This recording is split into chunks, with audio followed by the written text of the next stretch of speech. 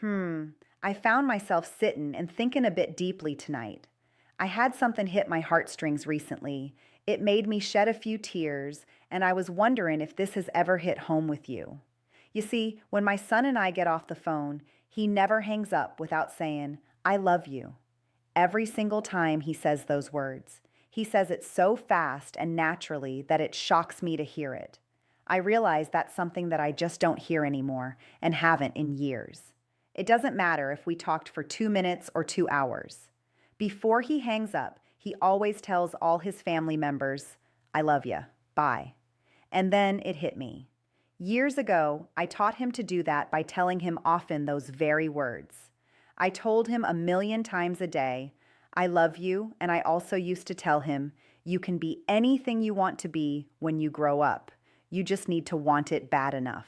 I always wanted him to know because I was told ritually at night as a kid, good night, I love you, sweet dreams.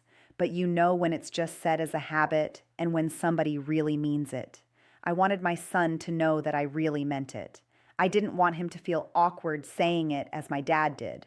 I wanted it to flow freely from his heartstrings, and it does today in his 40s. He would feel awkward not to say it. I've always felt that you never know if you'll get another chance. So I was huge on saying, I love you at the end of a phone conversation, just riding in the car or sitting watching TV while laughing and at night before bed. Those are words I wanted to hear more often as a child, but didn't get to. Mom wouldn't let Daddy tell me he loved me when I was a kid. I was grown and had a grown son myself before Dad ever told me he loved me. Church made him braver a bit, and every time he'd say it. Mom frowned at him for years until she finally stopped.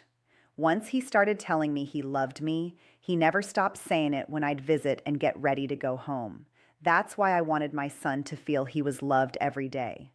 None of us is promised tomorrow, or even the next hour, so don't leave the people you love wondering. Tell them. But then another thought came over me.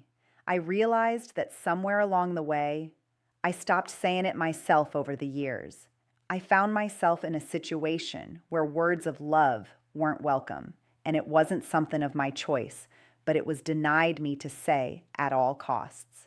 So I had to stop saying it. Life has a way of changing us. Sometimes the people around us don't feel that same level of love in their hearts, nor do they want your affection or love, and you have to keep your feelings inside until your natural self fades away. Yep, sometimes life delivers a tough cookie unexpectedly, and we mourn the inner us that those loveless situations put us in. The hurt from others who deny any kind of love, that kind of hurt runs deep for those of us who want to share genuine care and affection. The disappointments, the betrayals, and the loneliness that come when you find yourself in a loveless environment can slowly silence the parts of our heart we never meant to lose. If you've ever lived in a place where love wasn't spoken, well, after a while, you almost forget what it sounds like, what it feels like. It changes you without you even realizing how much. When my son hung up the other day, I realized for the first time in all those years that hearing I love you from my son is the only I love you I've heard in over 2 decades. That's sad, but how many of us are in that same boat? For me, I had no choice. I had to stay due to an illness, and I thought I couldn't start over again at that time. Age is often another thing that causes people to gulp and stay silent. We often feel we have to just accept no love, but that doesn't mean we like it. A couple of days ago, after talking to my son on the phone, I heard, I love ya. And in that moment, it was like hearing my own heart sing, echoing back to me all those years ago when I taught him to say, I love you. A little reminder of the open heart I used to be. Isn't that something?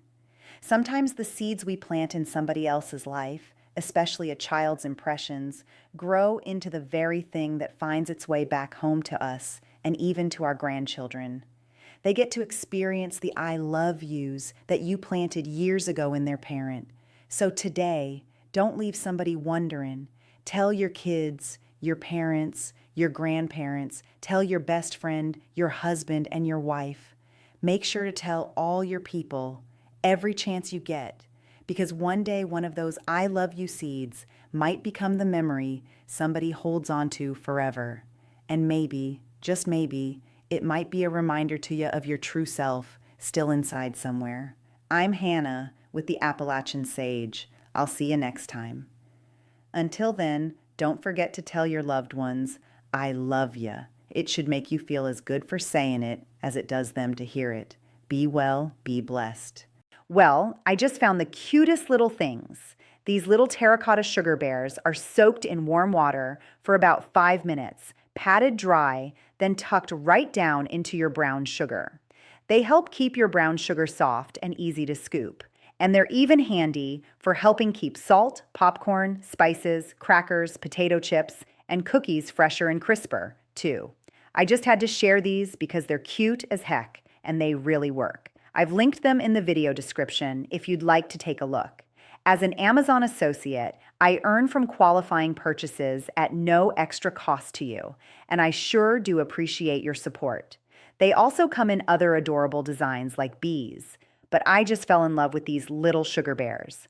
Honestly, for the price, I wish I'd known about these years ago. This is Hannah Cedars from the Appalachian Sage sending you lots of love. Be well, be blessed.